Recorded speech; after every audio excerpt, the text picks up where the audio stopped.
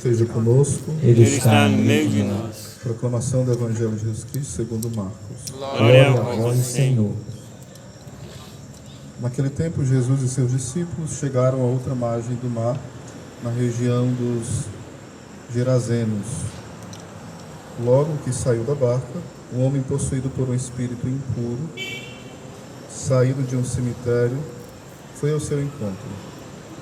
Esse homem morava no meio dos túmulos e ninguém conseguia amarrá-lo, nem mesmo com correntes.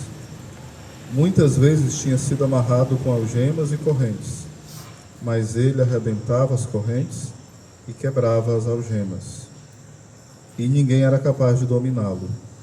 Dia e noite ele vagava entre os túmulos e pelos montes, gritando e ferindo-se com pedras. Vendo Jesus de longe, o endemoniado correu, caiu de joelhos diante dele e gritou bem alto: Que tens a ver comigo, Jesus, Filho do Deus Altíssimo? Eu te conjuro, por Deus, não me atormentes. Com efeito, Jesus lhe dizia: Espírito impuro, sai desse homem. Então Jesus perguntou: Qual é o teu nome? O homem respondeu: Meu nome é Legião, porque somos muitos.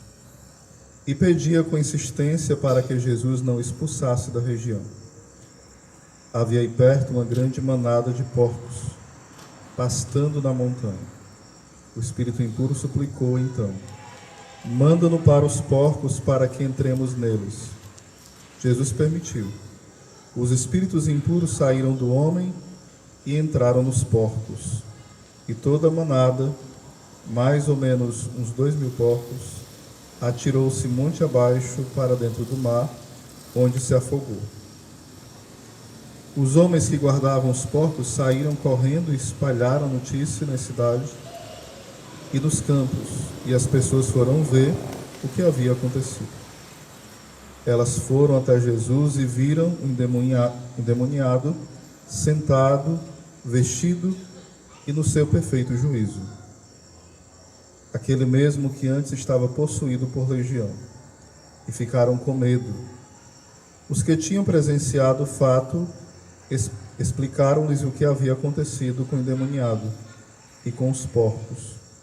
Então começaram a pedir que Jesus fosse embora da região deles.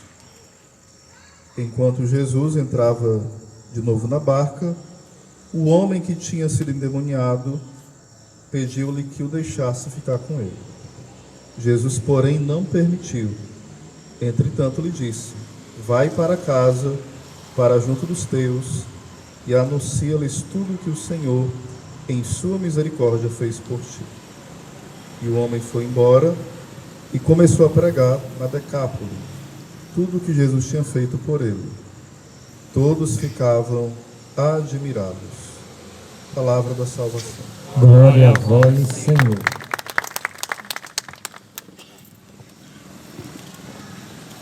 O Evangelho fala de um grande milagre e de uma grande libertação. Um homem que se autodestruía e também assustava, e era o pavor daquela região. Então ele prejudicava a própria vida e prejudicava a vida dos outros ali. Quando Jesus vem, aqueles demônios se manifestam, o homem que está possuído vai até Jesus e se dobra. É o que é falado nas Escrituras, que diante de Cristo todo joelho se dobrará, no céu, na terra e nos infernos. Ou seja, os demônios reconhecem quem é Jesus e não conseguem resistir esse poder, e tem que se dobrar e pedir para não ser expulso daquela região. Entendam que ele não pediu para não ser expulso daquele homem, ele pediu para não ser expulso daquela região. Ou seja, ele sabia que ia ser expulso daquele homem, eles sabiam, porque era uma legião, vários demônios, mas eles queriam permanecer dominando aquela região, influenciando, não possuindo outras pessoas, mas influenciando. Porque uma das formas que o demônio mais age, que é a forma ordinária dele, é a tentação. Ordinária porque é o dia a dia do demônio a nos tentar.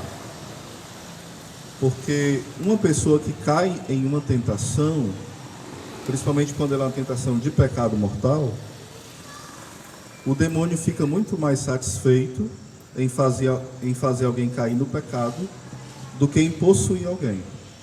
É mais desastroso para alguém cair em um pecado mortal do que ser possuído por uma legião de demônios. Para nós parece que não, né? Porque uma pessoa possuída pelo demônio, se ela fizer o mal estando possuída, quem fez o mal foi ela ou o demônio? O demônio. Ela vai pagar pelo mal feito ali? Não. Diante de Deus, não. Pode pagar até diante da lei civil, talvez, né? Mas diante da lei de Deus, não, porque ela está possuída, não tem liberdade. Mas alguém que cai em uma tentação, digamos, de matar alguém, de cair em adultério, de viver em vários pecados mortais que seja, e ela não se arrepende, ela morre e pode perder a salvação eterna. Então interessa mais para o demônio nos atormentar para sempre no inferno do que nos atormentar no corpo por algum tempo aqui. Ele tem muito mais vantagem nos tentando, nos sugerindo algum pecado e nós de besta caindo, né? Santo Afonso uma vez foi... Santo Afonso conta isso num livro dele. Um exorcista foi expulsar um demônio e o demônio ouviu do exorcista o seguinte: você sempre tenta as pessoas da mesma forma. Tipo assim, você é um besta, né? Ele falou, não, o besta é vocês, porque toda vez eu tento da mesma forma, vocês caem. E percebam que ao longo da história da humanidade, o demônio são várias tentações, são várias, são inúmeras, mas são as mesmas. Hoje tem o adultério virtual, né? Mas é o mesmo adultério, é adultério. Ele vai inventando várias formas de adultério, mas continua sendo adultério. Então o demônio não é criativo, mas a gente é menos criativo ainda, porque cai na lábia dele direto. Quando nós olhamos para esse homem que é liberto, o que acontece aqui? Ele não pode mais atormentar aquele homem, então eles pedem para ser expulso para os porcos. Ou seja, existe uma forma de atuação do demônio também, chamada infestação, que é nos animais e nas casas. Não sei se alguém já ouviu falar sobre isso. Infestação, diga comigo. Infestação. A gente fala assim, essa casa está infestada, né? Mas é de inseto, né? Mas existe infestação demoníaca, onde o demônio atua em animais, em objetos, em locais. Isso é raro, não é normal acontecer não, viu gente? Mas aqui em Pacajá já teve casos assim, que eu tive contato com pessoas que me relataram e mostraram claramente isso acontecendo na sua casa. Era infestação. Como eu sirvo no cura e aconselhamento, eu já peguei muitos casos concretos da ação do demônio. Nem o caso de possessão, óbvio, né? Mas caso de influência muito forte. Bem esquisito. O caso uma vez foi comigo, né? Em um desses casos, estava cheio de coragem, sim, bastante, né? Acho que ele não saiu voando porque ele não era super-homem. Mas, enfim, esse homem é liberto. E quando ele é liberto, ele quer seguir Jesus. Porque quando nós somos libertos, a gente tem que fazer o quê? Ser grato, sim ou não? Um dos grandes erros nossos é ser ingrato. Se eu liberto tal pessoa da bebida, ela é liberta da bebida, aí fica cheiroso, bonitão e vai adulterar. Não, filho, diga assim, ó: Jesus, converta o meu marido, converta a minha esposa, peça o serviço completo, certo? Nunca peça serviço pela metade. Então assim, Senhor, faz essa pessoa que é aleijada andar. A pessoa fica bom, não é mais aleijada e vai aprontar. Saradão, com a saúde boa, e vai pecar e fazer você sofrer. Reze direito. São Tiago, aliás, o apóstolo Tiago fala em Tiago 4, que nós pedimos e não recebemos, porque pedimos mal. A gente não sabe pedir. Até Jesus fala em outro evangelho o seguinte: qual é o pai que o filho pede um peixe, o pai vai dar o escorpião, né? E ele vai dizer depois o seguinte: o Pai não negará o Espírito Santo a quem o pedir. Querem dizer o quê? Que muitas vezes nós pedimos uma coisa a Deus, a gente pensa que é um presente, que é uma glória, que é uma bênção. E é o quê? É aquele presente assim, que você embrulha o presente. Tem até uma história que é tipo assim, a pessoa fez uma estratégia, né? Ela não queria jogar o lixo todo dia fora. Ela teve uma ideia. Ela pegava o lixo todo dia e embrulhava num papel de presente, numa caixa. Juntou durante quase um ano. Depois de um ano, ela pegou um caminhão e saiu na rua. Deixou tudo embrulhado em cima do caminhão. Saiu para bem longe. Daqui a pouco voltou. O que aconteceu? Não tinha mais nenhum presente lá dentro do caminhão. Todo mundo levou o lixo podre para casa. É isso que acontece às vezes com a nossa oração. A gente pede algo a Deus pensando que é um presente e é um lixo podre. Às vezes a gente pede a namorada pensando que é uma princesa e é uma bruxa. Você pede para tentar um emprego e acha que vai ter sucesso. Pode ser a sua desgraça. Aquele emprego, não o emprego em si, né? Então a gente tem que pedir segundo Deus. Pedir que Deus faça aquilo se for vontade dele, se for melhor para nós.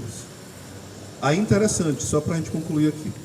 Esse homem é liberto, ele quer seguir Jesus. E Jesus fala o que para ele? Mandou evangelizar os da casa. Ele não só evangelizou os da casa, mas evangelizou os da cidade. Mas primeiro ele foi para a casa dele. Porque a gente quer pregar para todo mundo, né? Menos para os de casa. A gente é santo na cidade inteira. Mas em casa a nossa fama não é de santo, é de outra coisa. A gente deve ter muito cuidado com isso. Porque o local de tirar as máscaras, onde é? Dentro de casa. Não é para usar em nenhum canto, né? Máscara falando no sentido figurado. Mas a gente vive usando máscara direto. E a outra postura que nós temos muitas vezes é: Jesus não estraga o meu barato. Esse pessoal fizeram o que com Jesus? Expulsaram. Jesus expulsou o demônio do homem e as pessoas expulsaram Jesus como se ele fosse um demônio. Perceberam como é triste? É o que nós fazemos às vezes na igreja, nós pobres pecadores. Jesus liberta uma pessoa e no lugar da gente se alegrar com ela, a gente faz o quê? A gente fica indiferente ao que Jesus fez na vida dela e ainda expulsa Jesus da nossa vida. A gente permanece escravo do demônio. Muitas vezes nós somos dessa forma, né? E fechando tudo, a pergunta é: eu e você nos alegramos pela conversão do outro? Ou quando a gente sabe assim da notícia de alguém: fulano se libertou. Ei, aquele ali, eu conheço. É peça ruim, não é assim não, viu? A pessoa recebeu o milagre, a cura, a libertação, e a nossa língua de trapo, de serpente, a língua diabólica que a gente tem, fica falando mal do irmão. Nem sempre é o demônio nos possuindo. Tem vezes que o demônio tem a inveja de como a gente é, de tão ruim que a gente é. Ou peste ruim, viu? Aprendeu com quem? Que eu não ensinei isso a ele. Eu estou só usando um exagero, um hipérbole, né? Um trocadilho aqui. E acontece outra coisa. Às vezes eu e você estamos possuídos por vários demônios. Eu não falo de demônio, de possessão maligna, não. Eu falo de vícios. O demônio existe sim, mas ele nos cativa nos vícios. Quantos aqui não conseguem crescer na oração porque é preguiçoso? Não lê a Bíblia porque é preguiçoso. Os santos padres chamavam a preguiça de demônio. Quantos aqui não vão para frente financeiramente porque vive com o olho no dinheiro do outro, no sucesso do outro? A inveja, o demônio da inveja reinando. Quantos aqui não conseguem, às vezes, ser uma pessoa livre de Deus porque é orgulhoso? Prefere cargo na igreja, prefere ser visto, ser percebido. A gente quer ser mais que todo mundo. Ganha um salário mínimo e parece que é o Elon Musk, né? O mais rico do mundo. Exibido, amostrado, indiferente. Não tem onde cair morto, nem vivo, de jeito nenhum. Mas é o orgulho. É o demônio do orgulho. Então são esses demônios que nós precisamos pedir: Senhor, expulsa esses demônios da minha vida, porque eu não quero ser um endemoniado. Diga para o seu irmão: não seja um endemoniado. Diga assim: a tua cara, o teu coração tem que ser de um homem liberto. Se alegra com a libertação do outro. Veja que a gente é tão diferente que sai não olhar para o outro. Olha para o outro, rapaz. Eu sou feio. Você não são robô, olha para o outro e diga assim, ó. Você é feio, viu? Tô brincando. Diga assim, ó, você é liberto por Cristo. Tome posse da graça. Seja livre. Seja livre. Tira essa cara de demoniado, viu? Tira essa cara de demônio. A sua cara é de Jesus. A cara de Jesus. Imagem e semelhança de Deus.